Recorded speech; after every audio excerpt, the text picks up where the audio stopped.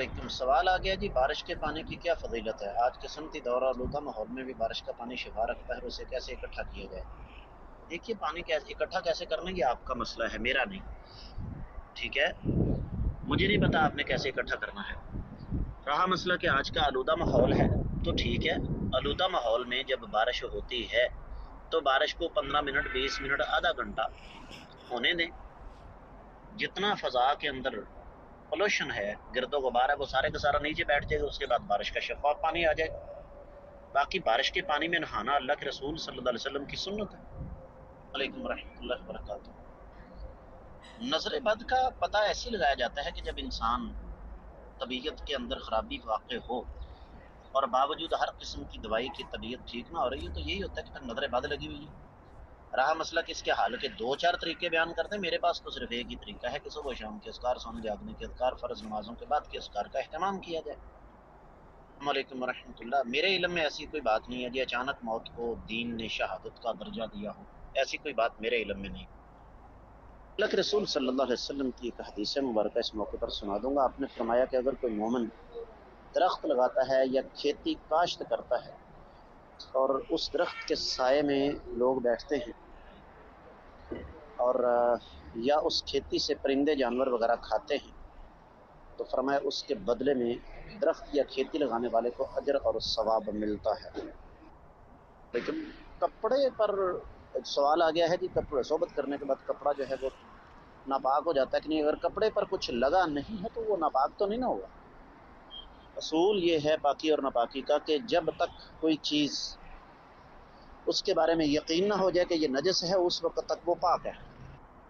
علیکم رحمۃ اللہ۔ آپ نے سوال کیا بھائیوں کے ذمے بہنوں کے کیا حقوق ہیں۔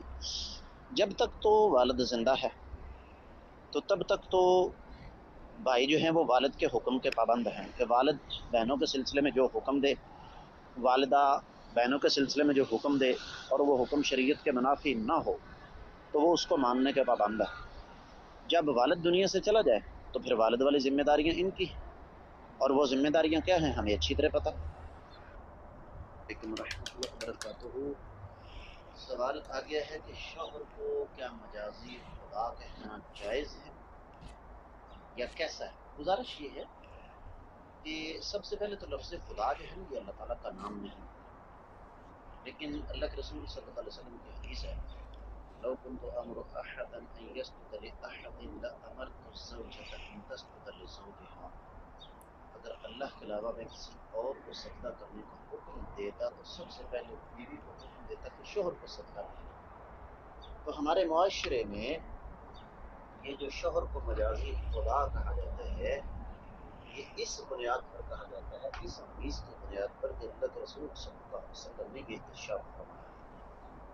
علیکم ورحمۃ اللہ وبرکاتہ۔ خامد کے ذمے بیوی کی کیا حقوق ہیں؟ یہ سوال آیا ہے اور بہت وجیز سوال ہے۔ خامد کے ذمے حقوق کی فہرست تو خیر خاصی طویل ہے، لیکن میں یہاں اختصار کے ساتھ کچھ چیزیں آپ کی خدمت میں رکھنا چاہوں گا۔ مثلا اللہ کے رسول صلی اللہ علیہ وسلم نے شوہروں کو یہ حکم دیا کہ سب سے پہلے اپنی بیویوں کی عزت کریں۔ اس سے بھی پہلے ایک بات ہے اور وہ یہ کہ کائنات کے امام صلی اللہ علیہ وسلم نے میاں بیوی کا جو رشتہ ہے اس سے محبت کا رشتہ قرار دیا، اور وہ جو سن ابن ماجہ کی روایت ہے کہ لم تر المتحابین مثل النکاح، کہ اللہ تعالیٰ کی زمین پر میاں بیوی سے زیادہ رشتہ کوئی محبت کرنے والا ہے ہی نہیں۔ تو میں سمجھتا ہوں اس میں ساری کائنات جمع ہو جاتی ہے اگر غور کیا جائے تو، کیونکہ جہاں محبت ہوتی ہے نا وہاں نہ مطالبہ ہوتا ہے نہ مقابلہ ہوتا ہے۔